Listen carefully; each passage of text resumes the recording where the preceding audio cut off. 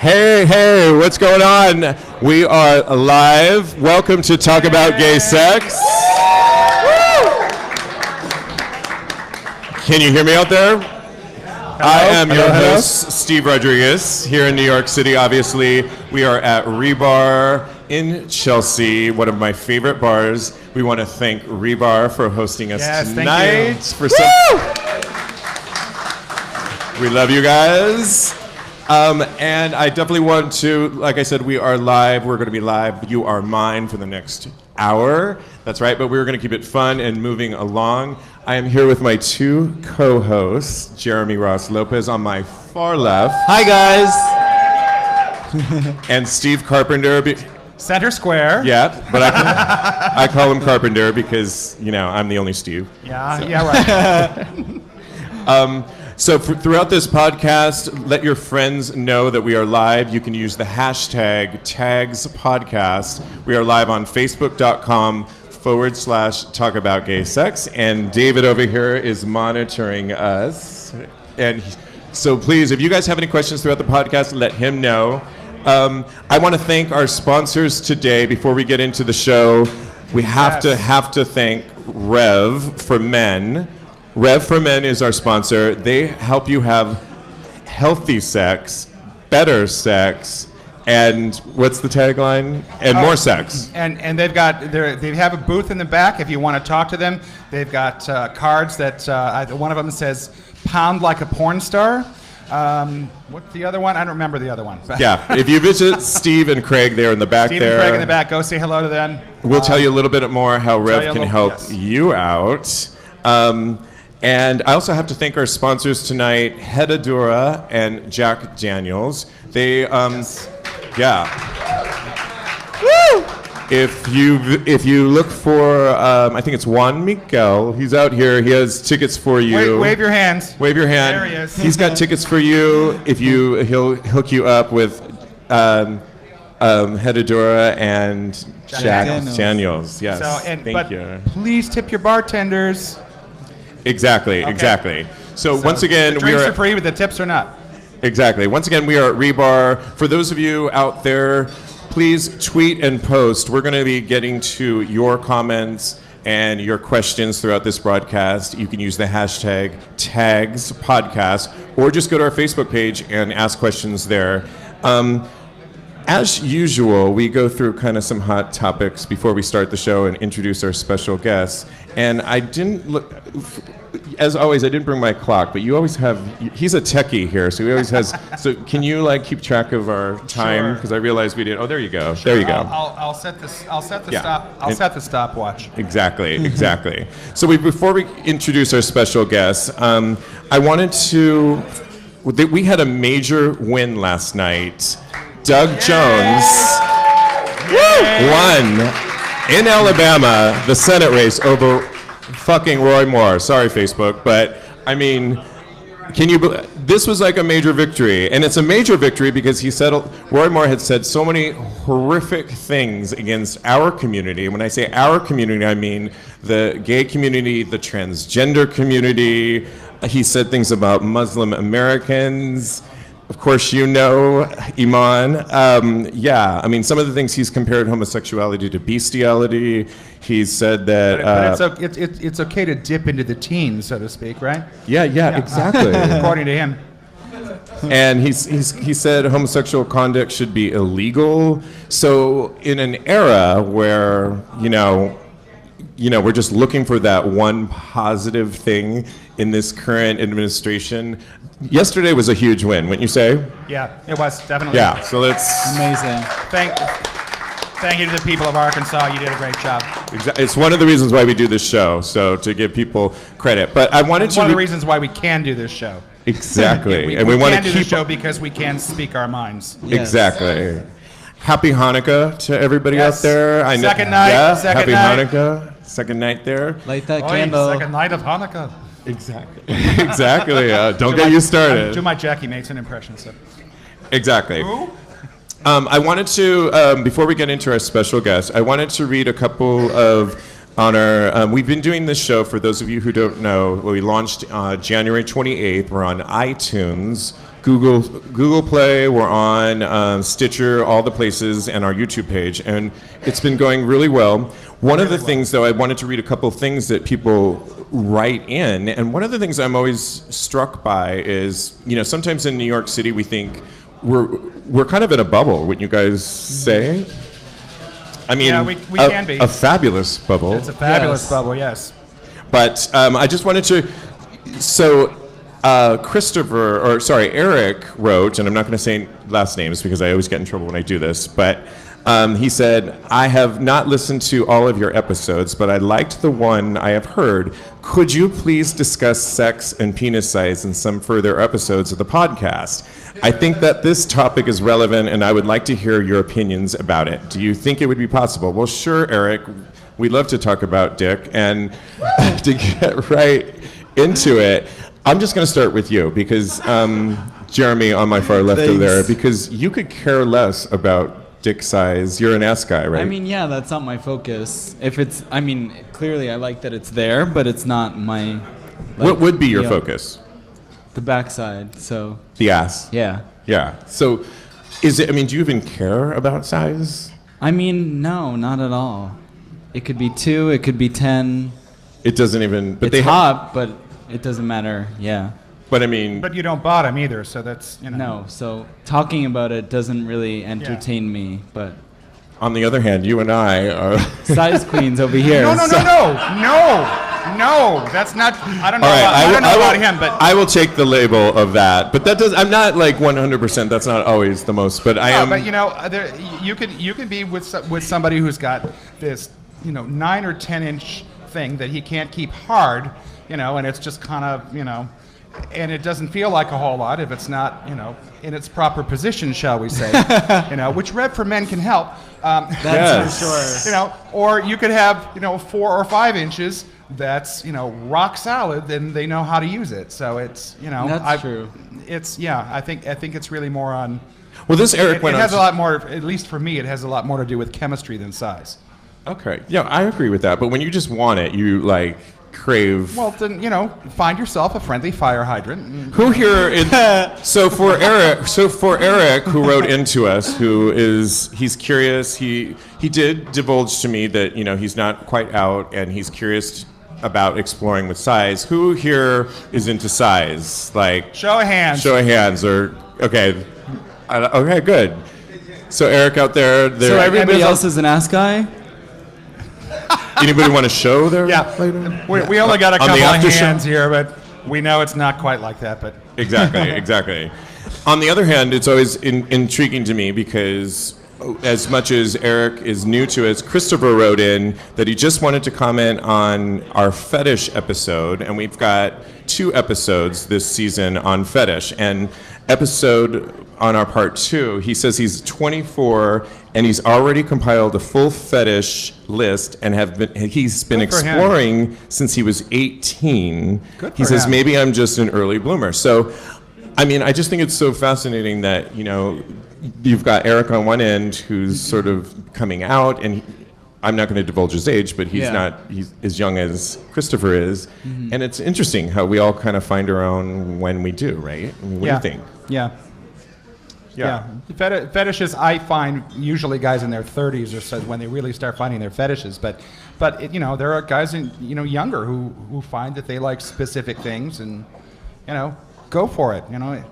Go for it. Have a good time. I don't even think I know when you actually came out. When did you come out? When I came out? Yeah. Oh God. Think back, sweetie. There were still gas lights on, when he slid out of the womb. Hey. Now I came out in my 20s, my early 20s. I knew I was gay from the time I was like 6 or 7, but I didn't think I was gay because that meant you were effeminate, So at least how I was raised. So the early 80s. Yeah. And Jeremy, on the other hand, for those of you who don't know. I came out at 16. 16. Yeah. Wow. And Jeremy has the privilege of having a mother that's super cool, right? Yeah. We love Jeremy's mother. She's fabulous. Yes, Nancy Lopez. We love her. Yes. Well, so today I want to bring up my special guests. They're going to tell you some stories that are so amazing. I first want to bring up Iman and Iman Caire. Hi. Come on up. Some of you might know her. And I want to bring up Kyle Applegate, who's going to sit right next to me. Careful, you guys. It's like tight quarters up here. Small stage. Exactly. For you size queens, it's a small stage. So for a lot of you, exactly. So for a lot of you, so if you listen to our episodes, like I said, we do the show on iTunes. It's audio normally, but we do these live versions periodically, and we keep it to a topic. So today, I wanted to really explore kind of the transgender community and us gays within, and how we're going to explore a little bit of that. But first, Iman, I wanted to talk about your story because you have a very unique story. You are from Egypt originally, and it wasn't easy coming here at all, right? No, it's not. It was not that easy. It was okay. I'm trying to make it. You have to lean funny. the mic a little bit. Okay. Yeah, and move that glass. You hear me? Okay. So, being from Egypt, it was very, very hard for me to come from this country, especially my family. And it was kind of like weird that, when you feel that you're different from day one, like when you like when you're like 5 years old.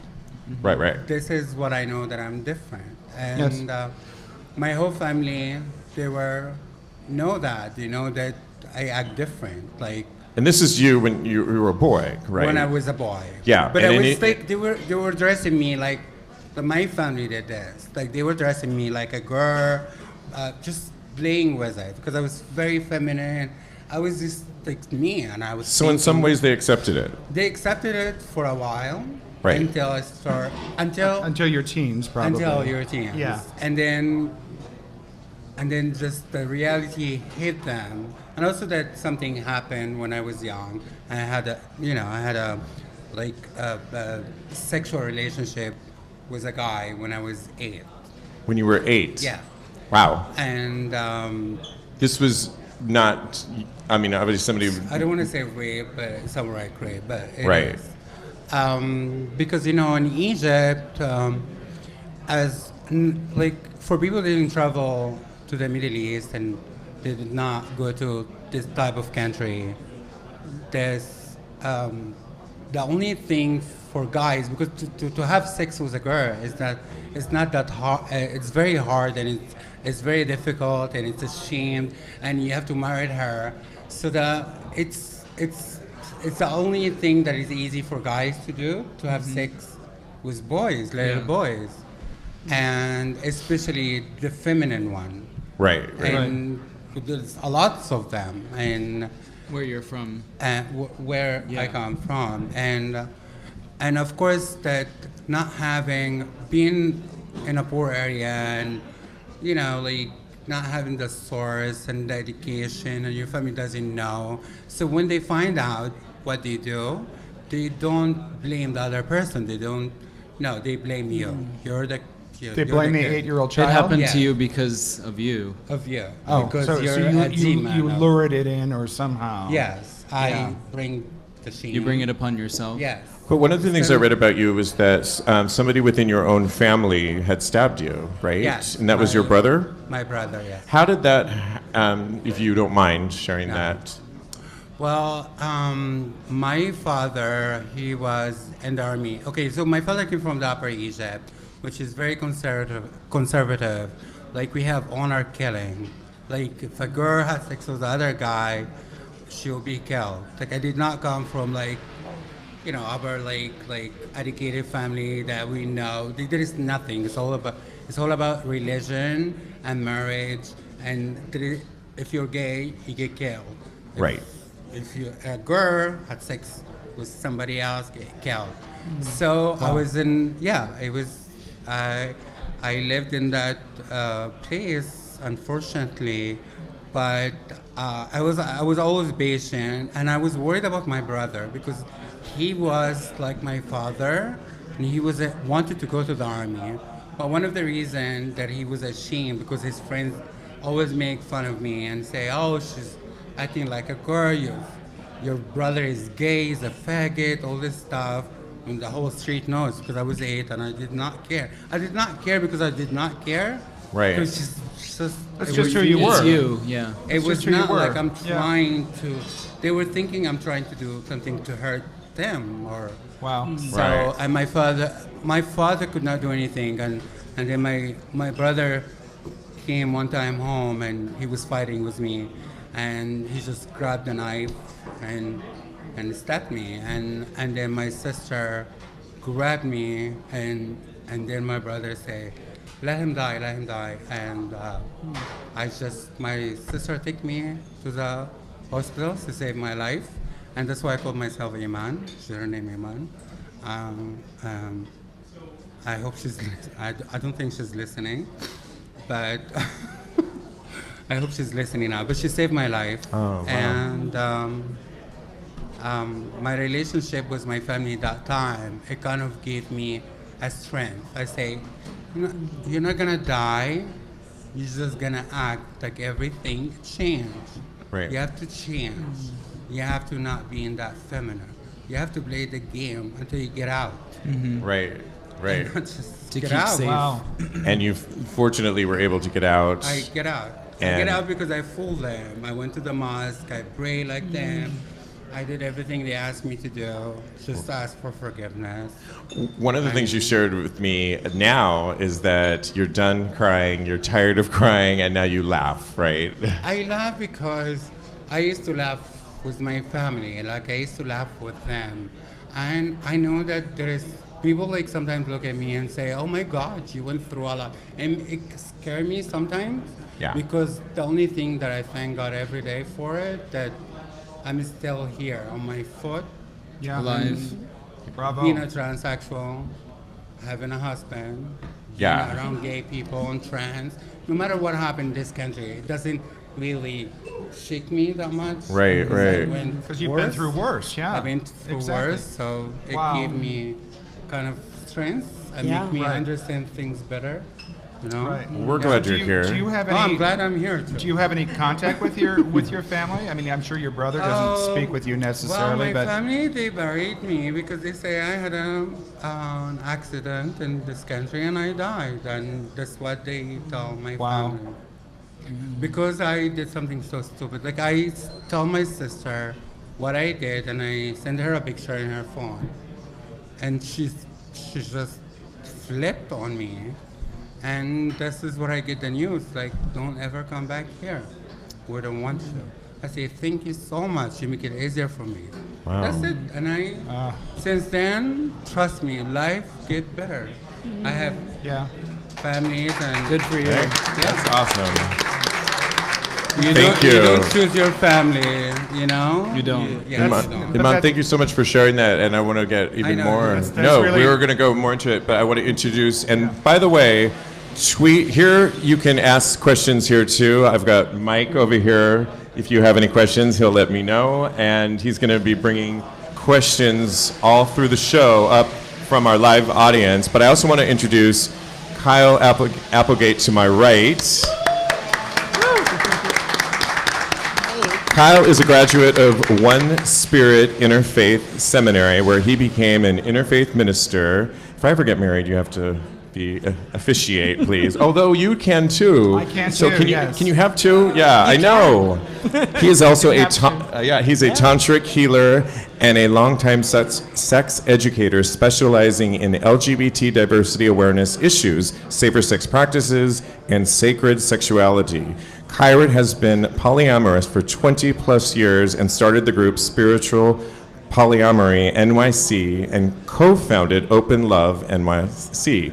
Kyle served on the board of Everything Transgender NYC and on the Transgender Community Advisory Board for Callum Lord Health Center, which I've been there. Great place. Yep. He is a longtime member of the leather and kink communities, which I know because I've had my boots shined by you as a boot black at another establishment here in New York City. And he, when he is not running meeting, he enjoys spending time in nature with his husband you also have a husband too, Iman, and I want to get into that. And you're off, and you spend a lot of your time in upstate Woodstock. Yeah, I go back and forth.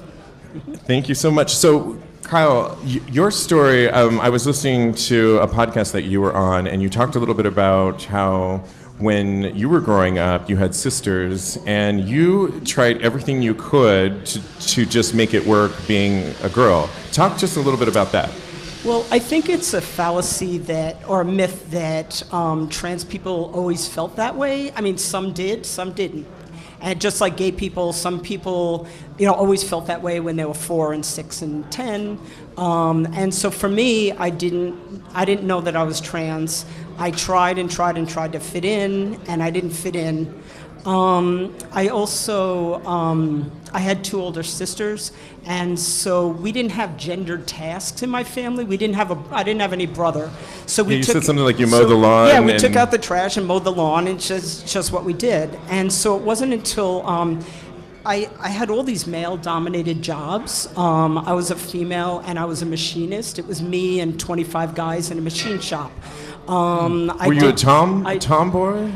I guess. I mean, I wore dresses sometimes. I never got the makeup thing down. Maybe that was a problem. I don't know. I mean, but so I just know that I tried to fit in, and I didn't fit in. And so over time, I mean, even if I thought other ways, it kept bringing me back to, no, this is the right path. This is the right path, So for me, I mean, some trans people, you can't assume what direction that they're going to take. So not everybody can go on hormones or have surgery. Some people have other medical underlying conditions that would make that difficult. But for me, testosterone was the key to feeling at home in my body.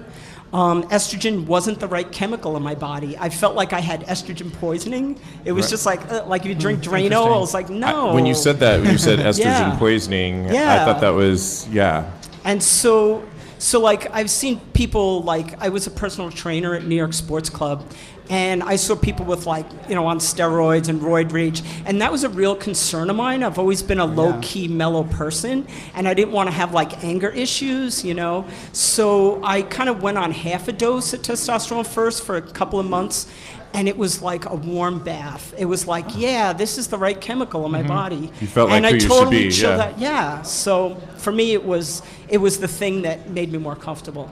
But I kind of want to get back to Eric and the penis size thing. Yeah, please, Because it's like, of course you do. Because as a trans guy, it's like I don't have a penis, and I'm cool with that, And I really like being different. Like what I have works, and I don't want to mess with that.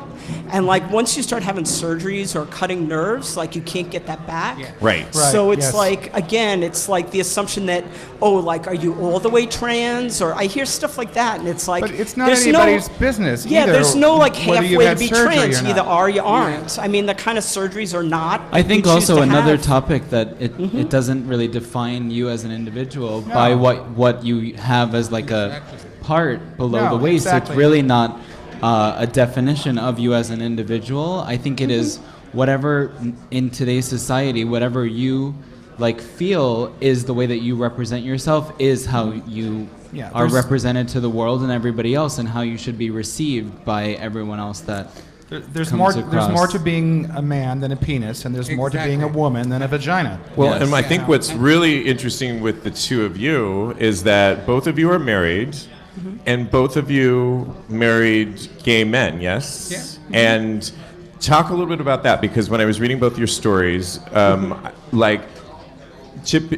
think that's kind of summarize it, right? I mean, Iman, do you want to talk about how you met your husband? Yeah, of course. Oh my God. Okay. He's here too. Oh no, they're in the audience. I know. So, when I came from Egypt here, I was just so open. I didn't know there is trans issue or gay issue, so everything is free. You're here, just do whatever you want. You're in New York City, Yeah. So when I was working for David Parton at the reception, and what is it, John? Astro Place, yes, downtown. Downtown. And he was there for one. He just came down and he looked at me and he said, oh, you have a beautiful smile. Can I give you my number? And of course, I'm always. No, but this was before. Correct me if I'm wrong, but this was before you my transitioned, transition, right? yeah. So you were a boy at this point. Yeah, I was a boy. Okay. Yeah, so we met after we get involved and we love each other, but he knows that I had a horrible drug issue. I was an addict. You had a horrible drug issue? Yeah, Okay. I was an addict for a year. I can say that I was like crystal mass, like non-stop for a year, because my life, it was that time I could not take it anymore because there is something on me that I want to change, but I didn't know what to do. Mm-hmm. Like I didn't know like what can I do? Like, you know, I didn't know like that trans exists. So you were self-medicating, basically. Yeah, I was self-medicating myself because I didn't know where to go or, you know what I mean? And he was the only one helping me and he was very confused too. So one of my girlfriends, she transitioned and I'm like, and then she opened my mind and something that I really want and I told him in 1 second. That's what happened. I wake up one time and I told him, hey, by the way, I want to be a transsexual, and by the way, I'm not going to do the hormone. I wanted to have my tits by 1 week. Is that okay? He told me, Wow. You put the request in. You made your decision and you're going for it. Good. I But went what was for his it. response? Because I can only imagine. The response is, I love you no matter what, whatever you do. And That's beautiful. That's what he's saying. Wow. And I fall in love with him. And I say, what else I could have better than that? See, and that's what I think labels are like. They're changing on our feelings of labels these days because, I mean, and you have not the same story, but you've been with your partner. We talked about this just before we Yeah. got on stage, and Well, really it's about self-love. Yeah. I mean, Yeah. that's where it starts, you know, before you try to, I mean, I know so many trans people that are struggling, homeless and they're not able to get jobs. It's like this cycle of poverty. And like, you need that stability to be able to like, you know, turn to yourself and have some self-love before you reach out to other partners. And there's a lot of people that are just really living in turmoil and, you know, having a hard time before that. But for me, yeah, I met my husband, and the whole first year we were together, I'm like, I don't get it. Why do you like me? You're this like lifelong gay guy. And I finally just had to shut up and accept that he likes me for me, you know? Yeah. So it defies, I don't know. Yeah, Right. it's interesting. But. And so, but you had said, I had read, or I think I listened on the podcast that you had did before, that you questioned, like, why do you want to be with me? Your husband's a lifelong, lived his life as a lifelong gay man. Mm-hmm. That kind of racked your brain a little bit, right? And I just feel like, you know, maybe because of that we're more mature or something. I mean, he's just kind of he's kind of seen it all, done it all, whatever. And he was just open-minded to something different, you know. And he told me this story that one time he was on a plane. I hope you don't mind me sharing, but it's like you don't mind, dear. He was on this plane with this this African American woman flight attendant came walking up the aisle, and he's like he just stopped and like, wow, she's stunning. I mean, there's something to that, you know? And even when, he's a longtime Leatherman, and he competed at IML and stuff like that. And he got a lot of flack from his class brothers about his speech said something about the leather men and women, you know, like just mentioning women was like... Forget trans, it was just like... that he wrote like a thing about, he wrote an article in the Leather Journal, and he mentioned like, you know, thanking our leather women and brothers and sisters or whatever. Yeah, so... Let me guess, that was the old guard, right? I think there needs to be some, well, it's not, I hope that it's more in the past, but I still hear some of that.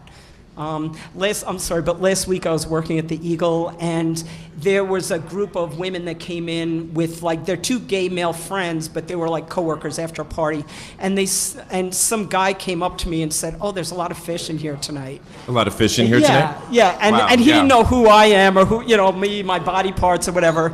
And I was like, well, it's not me. I took a shower today, you know, like, I did have salmon for breakfast. And I was like, but you don't know who you're talking to sometimes when you make these comments. I love that. Just saying. No, and I want to get more into us gays within the transsexual community, but we are live, and a couple of people have already So Todd asked the question, actually directed at you, Iman. How did you get through being raped as a child?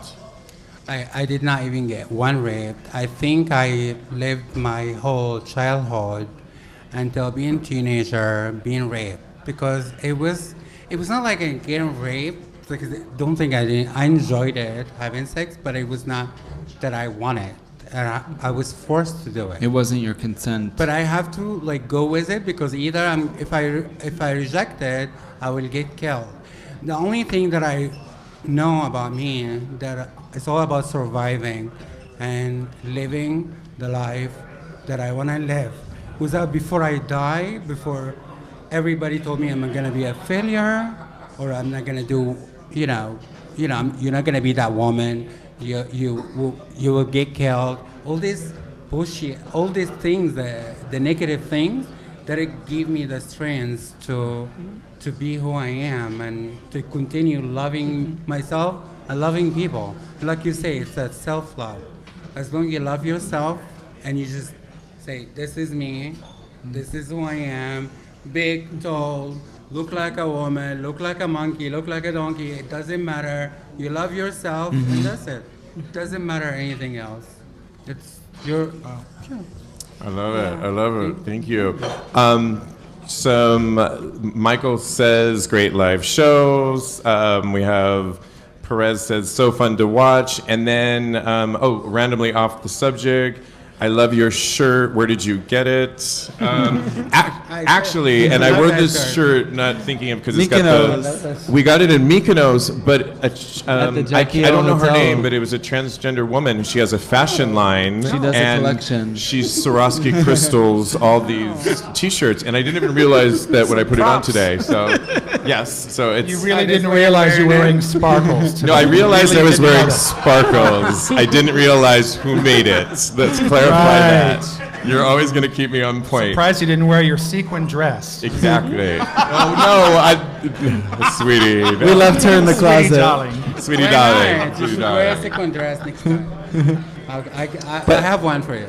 I bet you do. I wanted to go get a little bit into, in the gay community, I've read and heard things from both of you, and just in general, like, what's this bridge, or how can you help us understand why there's a bridge or a gap between the gay community and the transgender community? And I mean, I think here in New York, like I said, we live in a bubble at times, so we're much more progressive and open-minded, but it may not be so everywhere in the world. And I'm sure you both have, Iman, I know I read in a couple of your articles that you've gotten looks or sneers or ridiculed by actually gay people in the gay community. Yeah, that was so weird for me because, like, I have so many gay friends that I love very much, more than even trans friends. Like, my trans friend, count them in finger, but I understand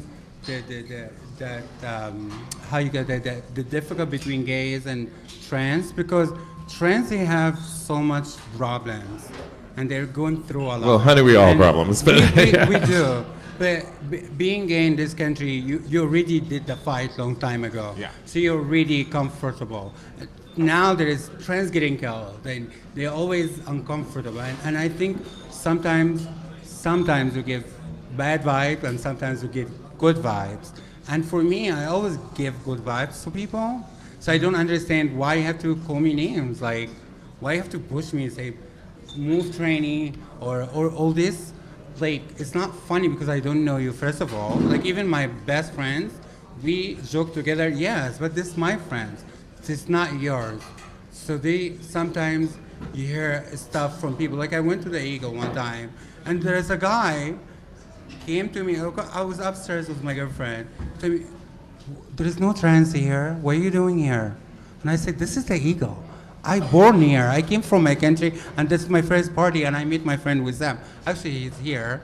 And it's first time I met him here. I love that place. You cannot tell me why. Like, who are you? Like, good for you. You know, it makes me. Yeah. Like, I don't know. Sometimes. Kind of sick to your stomach, right? Like, yeah. Yeah, but why? Because I'm just a guy become a woman, and where does that bother you so much? You also mentioned in one of your articles that you were fired, right, or let go from a job, wasn't it, for being trans, or when you transitioned?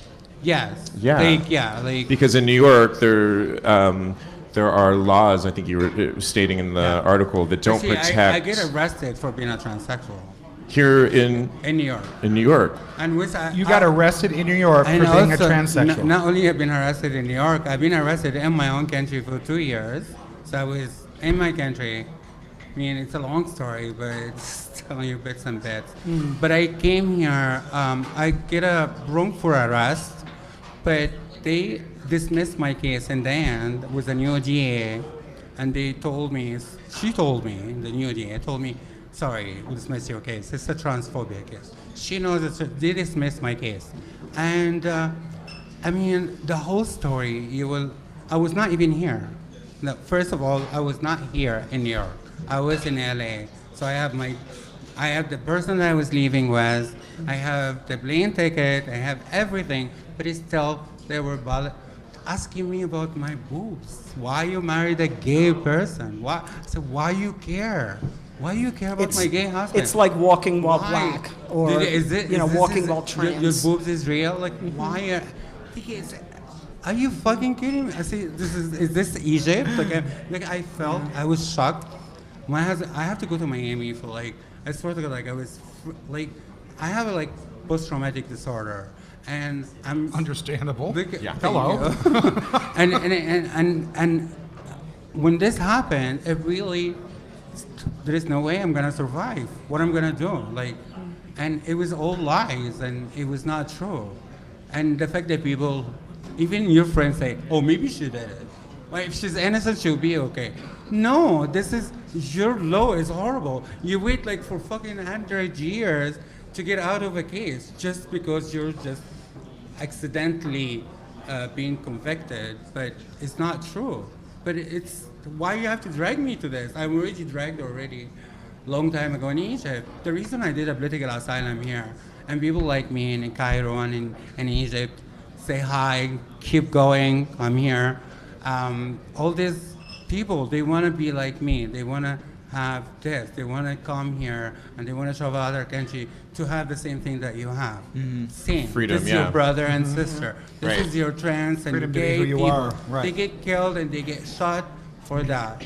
And the reason that when you do something like this for no reason to a trans person, just because they are trans, because I didn't know that it's the new thing that police go after them because it, takes so many, and especially the black transsexual, they're getting the whole hassle, and most of them getting killed and beaten up, and it's just I don't get it. I just don't understand. Yeah.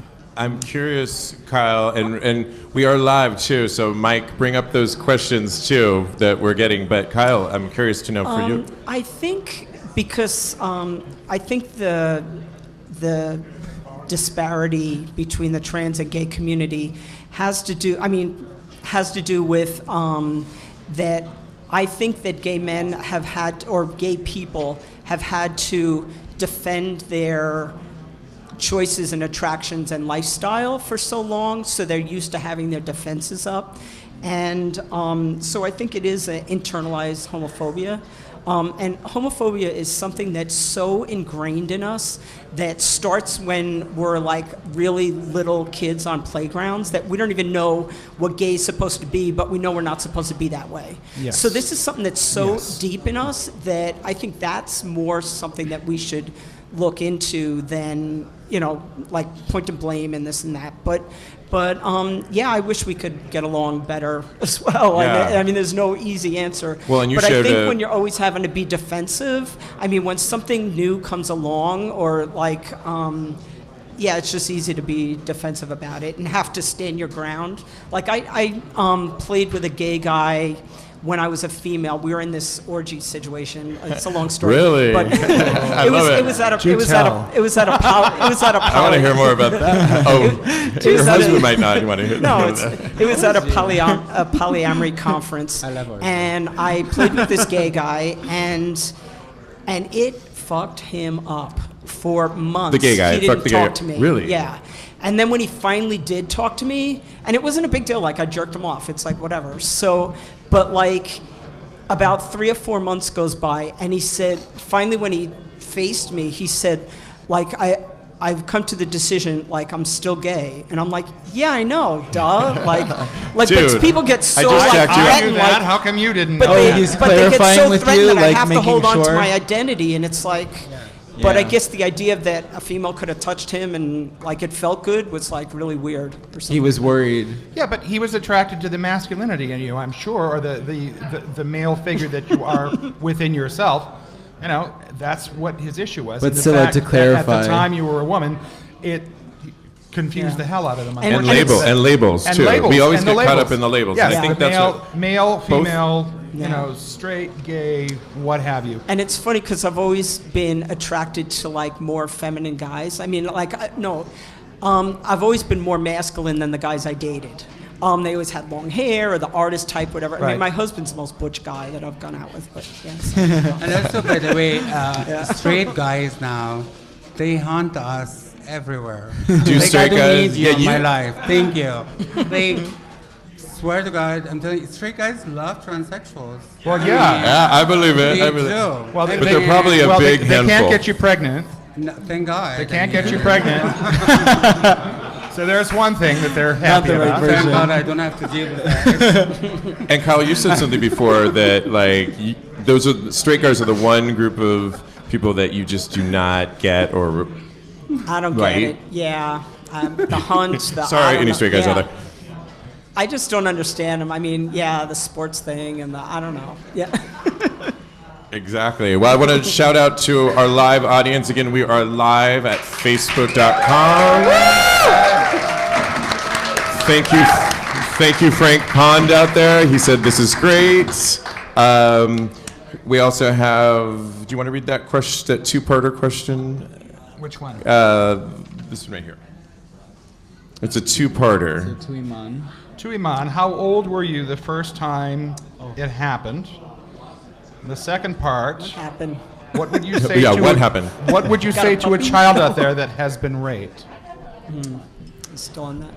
That's a- Especially like here. She's like, probably. They're probably talking anywhere. about being like from raped, which I think you someone answered. in general. Like Any, general. any Like child here, who's been abused by an adult, what would you say to them? just go tell your mother right away. If it's here in Egypt, don't just keep it inside. Just try to get away from it because I was that child and I did not have any. Like You had no I support. I did tell my family, and I paid the price so And they said it hardly, was your fault. and it was said my fault. So for me as a child, I didn't know how could I advise a child in the Middle East to go tell your family if you get raped. Yeah, it's a 'Cause really different culture. It's yeah. Here, if this happened to you here as a child, please tell your neighbor. Anybody, really. Anyone, scream. Just Teacher, like something. scream. Well, unfortunately, Scream, tell we everyone. have places Yeah. like the Gay and Lesbian Center here in town. Yeah. Obviously, Callum Lord. Come and tell me. Right? And I Yeah. will take care of it. Yeah, come to you, right? Yes, I'll take care of it. And Christian wrote in, he said, below the waist doesn't define you. No, So, I and he love also my said blue, Jeremy my has a waist. beautiful smile and it's a great show. But. and John said, love is love. Yeah. So true. So Oh, here's a question for both of you from Kyle and Iman. Sorry, Mark's asked, why do you feel so many people are hooked on labels when they refer to you? And this is a good question because I think a lot of people in understanding the trans community, and maybe the answer is we just don't need to understand everything. Mm-hmm. But I mean, why do you both think there are so many labels? Because we live in a cult, I think that everybody say man it looks like this and woman looks like this. True. And the fact that the trans community, we can have a woman with a dick. This I think for people cannot get used to it. It's just It doesn't register. yes Yeah. in their own brain or seeing a male with a pussy. But I don't have any. I am like I never had a problem with this stuff. I never, like, in my head, and I didn't know why, but I wish that everybody think the same way, that they take the label off and treat people like human being. Well, just look at me as human being, and that would be, is it? You know, don't look at my dick. If I want to give it to you, I'll give it to you. But don't. Amen. I love it. Amen, Iman. Thank you. This is a great question from Manuel. It said, why don't you read it? Do you have your glasses? I'll just hold it out here. That's okay. It says, Manuel says, let's say you could go back in time. If you had the choice, would you choose to be born gay, LGBT, or straight, and why? Straight? Yeah, Well, okay, so definitely we ruled that's that out. straight. But It's where. Well, like if I born straight, and if I have this, if I'm a straight, and I have like a biological woman, and I have a husband, but open-minded, and that, I don't know, like the idea of being straight is boring for me. Like, sorry, but I'm not saying I love you, straight people. We love straight people because they make more gay people. Because you give me your dick too. You know I love you. No, but I don't want to be. Straight people have to have this thing to hide, and as gay people or trans, we're open-minded. We even it hurts sometimes. Even we talk about the gay people like just speak in your face, but I love it when you tell me the shit on my face, and we can have that conversation. But straight people, they would never tell you that. They hide. They do everything under the table, like they're scared of something. There's an uncomfortableness. And I don't want, there is more than us. And I don't want to pretend. So in back to the original question, so would you live your life the same way if you had a choice? Oh my God, of course, again and again, Yay, same good for way, you. and from Egypt. Good for you. Or maybe you would choose to be who you are, not like the tumultuous road. Like, choose, be who I am, be an Iman, have a supportive family that they support me, and have community that they love me, and just feel that's normal for just wake up normal, that's me. You know? Kyle, same question for you. I think, I would definitely be me. I mean, I've had a tough life as well. But I got married really young. I was married once before. Like, he was 18, I was 19. I was a child bride. But I say... Was this when you were a girl? A female, okay. yeah. And so I don't know if it was because I got married so young or whatever. We were together 10 years. But I was part of this church out on Long Island for like 11 years. And we went through like 4 minister changes, and we got this new, so I was this straight woman, right, married woman out on Long Island, and we got this new minister that came in and started preaching the H word, homosexuality, in a derogatory manner. And I got up and I walked out, and I knew there was something wrong with that, even though I wasn't like a gay person or whatever. I just knew that wasn't right, you know? And so there's been a couple of instances in my life, like when Freddie Mercury died, I like took it personally. I mean, it's like, I was so upset, you know? But there's certain icons and things that, like, even though I didn't know that I was gay, or that I didn't know, like, so even now, like, I don't really identify as a gay man, or I'm just a person. You know, it's like, I don't know. So for me, like, gender's very fluid in my brain, and so I go back and forth and both. And I wanted to ask you, because can you explain polyamorous a little bit to our audience and everybody? Well, to me, polyamory is definitely part of has been really helpful in my journey, because it's helped me explore different sides of myself as I was coming out or transitioning. But polyamory, for people who don't know, is it's poly is many, and amor is love, so it's many loves. And there's different styles of polyamory. Some people are have one primary partner and then see other people, or they have like open-ended relationships. But it's multiple committed relationships, in my opinion. Other people say it's responsible non-monogamy, but I like relationships. So relationships, yeah. Okay, nice. And that's a fundamental difference between like my husband and I. That he was always so the idea of an ongoing relationship relationship was kind of threatening to him, you know, and I mean, we're very dedicated to each other. Obviously, we got married, but like for him, he likes something that's more casual. But for me, being trans is more complicated. It adds more layers to dating and looking for people. And as a female headset, I mean, frame of mind, like I want safety, you know. So for me, the more I know somebody, the sexier they are. And for him, it's like the more flirty, faster thing is more sexy to him. So that's really tough dynamic if we're looking for somebody together. It's like we're so physically different. It seemed to have worked very well for the two of you, though. Well, I mean, right now we're polyunsaturated, so we're working on that. I like that. We are live for a few more minutes. If you are here, our sponsors Hedadura and Jack Daniels. Find Juan Miguel if he still has tickets. I'm not sure if he does, but get a cocktail through him. Thank you. We are at REBAR, which we love. Thank you, REBAR. Thank you, REBAR, for sponsoring this. Everybody out there in our live stream audience, you have to come to REBAR here in Chelsea, 225 West 19th Street in the heart of Chelsea. And Jeremy, can you read this? Somebody wrote this here in our bar studio audience. And also Scott had written in that you have a very courageous story. Do you have any advice to people listening that may be scared about transitioning? That actually rhymes too, but that's the question. So any advice? Any advice to people that are listening about transitioning? All right, so for me, I'm going to give you the advice, but for me, I didn't have a choice because that's what I want right away, so I did it right away. But if I go back, I will seek people that did already the transition.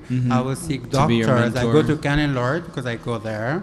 And Lord, we love they him. will help you with all the information that you need about transitioning, because and hormone therapy, and maybe you dress up a little bit and just have fun with it in the beginning until you see if you like it or not. Just take it slowly. You cannot go very fast because you have to just go slowly and ask the right resource. So is there a center or a Canon Lord. Canon Lord. Okay. They have Even the Gay Community Center has great counselors and stuff as well. Yeah. So what if you live in southeastern Alabama or something? Like the internet is a really no big thing I hear. Like That's a good source. I'm sure there's not, but it wasn't when but maybe now. Yeah. Maybe now they can have a gay center in Alabama. But my advice, Roy Moore. My advice was just to be true to yourself and not let everybody's journey is different, and what people don't understand is that being trans, it's this constant nagging thing. It doesn't go away. You could try to push it away. You could get married and have a couple of kids or whatever, but it's like it's this thing that just keeps coming up, and that until you deal with it, So so for me, it's like be true to yourself and not. I know it's a lot of risk, and people are afraid that I'm going to lose. I'm never going to find anyone that'll love me or whatever. And it's like again, if you love yourself and how you put yourself out there, that's going to make a world of difference. That's what attracts people. I love this. So I'm going to read this. The LGBTQ community often unites around looking for acceptance and fighting for equal treatment in the larger community, but don't think if we're having honest conversations with each other that there's far too much judgment within our own community, and we sadly sometimes treat people within our own community poorly, whether gay, trans, or questioning. And that was from Larry Hashbarger, who loves this conversation. Thank you, Larry Hashbarger. John also wrote, I guess this might be directed at you. He writes, what do you mean your husband is gay? He is married to you, a female. How is he gay? Because I'm not a female. But I'm not really a male either, so I'm in between. But I guess it's my energy. So I guess, what do you So I guess what he's asking, what do you mean your husband is gay? I think what you had said before in the podcast that I heard, and I could was that he was gay. You could probably answer this question more on your own life, but his husband's over here, and I feel weird. But that's what you had said before, right? Yeah. That he just. Can we choose a word for our community that it doesn't have so much letter, like A, Q, T, all this letter? Can we have like one word? We're all gay. Oh, I know. I mean, we've got we're trying. The gay community tries so hard to be inclusive of everybody. I know. We're gonna have the whole alphabet. Can I say? But I like equality. I mean, that's one of the first steps of being an ally is not to use I'm an LGBT friendly when you leave half the alphabet off. Like, you're really gay ally, but you're not really LGBT ally. For example, bi gets really thrown under the bus. That's true. Yeah, you're Nobody right. acknowledges bi people, and they do exist. They're not unicorns. Well, they get thrown under the bus by both sides. Totally. It's just, he likes And it's to a fool real around thing. with a guy every once It's in a a real while. thing. They're not on the fence. They're not confused. It's their identity. Right. Yeah. So it's identity, but then it's also labels that we get caught up in those. Well, I'm just saying, don't say you're an ally if you're not going to do the work. If you're not, if your office say, "Oh, we're LGBT friendly," it's like, well, but you're not if you're not including the, people. And that alphabet can continue. Like there's even other LGBTQ for questioning. Yeah, and even others, right? Yeah. Like who don't want to be labeled. Jeremy, somebody here wrote this. Did we ask this question? Oh yes, we did. We asked it already? Okay, cool. I know I want to remind you that our sponsor, Rev, is here. Rev for Men. They are in the back. Carpenter, you and I have a little experience with Rev, Yes, right? we do. Yes, we do. They help keep They us... turned him into a top. Yeah, they... That was one of our ads, yes, actually, yeah. Well, you could go to revformen.com and find out, or you can listen to one of our shows where I talked about it, or go back there and talk to Stephen and Craig, who will tell you more about it. Yes. They have great products. It's they are dealing with issues around erectile dysfunction. They are dealing with issues around testosterone and testosterone replacements, that type of thing. If you're having any issues of any kind, their whole motto basically is, well, why can't you keep screwing until you're well into your 90s, So, like they say, like they have on their one of their advertisements back there, pound like a porn star. So, amen. Exactly. I'm not sure if we have any more questions. Do we? We do. We're going to get to a few more questions before our hour is up. Okay, so from Philip, for the whole table actually, what is the one piece of advice you would give your younger self? That's a great question. Let's do the whole table. What is one piece of advice you would give your younger self? And since I read it, I'll start with myself to give you guys a little, I probably would tell myself to just, get over yourself. And get over yourself. Yeah.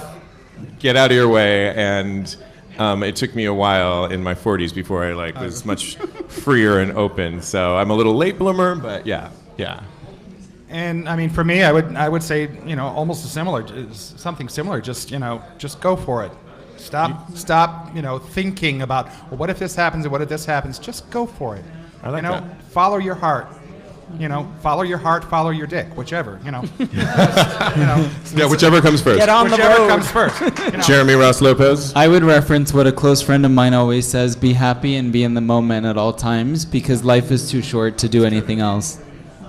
I love that. Iman? I will say to listen, because I'm not a good listener, so I like to listen to people and stay away from bad energy. Bad energy, yeah. Bad energy. Surround yourself with good energy. And Iman, Christopher says he loves the lipstick. He loves the what? The lipstick. Yeah. Thank you. Kyle? For me, it's like, don't let fear hold you back. Fear has been so, fear of things that I've gone through in the past or whatever. Yeah, just keep getting into the momentum of going forward. Yeah. And I guess for all of us too, if we could change one gay LGBT stigma, what would it be? Stigmas. I mean, just with this conversation, I mean, the labels that we put on ourselves, I feel like we're... The labels that we all put on ourselves. But, you know, I think we do labels... We do labels for somewhat for identity, you know, in the sense of, okay, you know, all of us have straight friends who say, oh, this is my gay friend, you know, but we do it too. Say, this is my my trans friend, or this is my friend who's a top, you know, this is my friend who's a bottom. You know, we put labels on all different kinds of things. You know, we're trying to pass information along to other people saying what it is, who this person is. But if we can do that without using some of the labels, I think, because I think they can be a little harsh sometimes, and they can be a little, you know, too over predictive, or people expect certain things. So, anybody else know about the labels? I mean, I just hate them altogether. Yeah. Yeah. I just don't think that you should let them define you. Well, stigma. Stigma. Yeah. Sorry. Yes. Yeah. For me, it's that trans people are people, they're not fetishes, and also that older people are sexy. And older people Are sexy. Older people are Yeah. sexy. people are sexy. Yeah. Yes, we are. Yes, we are. And one last thing, don't ever ask me if I cut my dick or not anymore. I don't like to hear this. It's not Here. anybody's business. It's not It your does business. not make her who she is. As long as you wanna fuck me and I say yes, then we can talk about it. But as long, don't ask me about my dick. Yeah, Thank you. I hear it all the time too. Like, do you have a penis or do you have a vagina? crazy. And I'm like, usually you have to take me out for lobster dinner before I ask that question. Yeah, a little wine and dining will. I usually get at least a cocktail before that.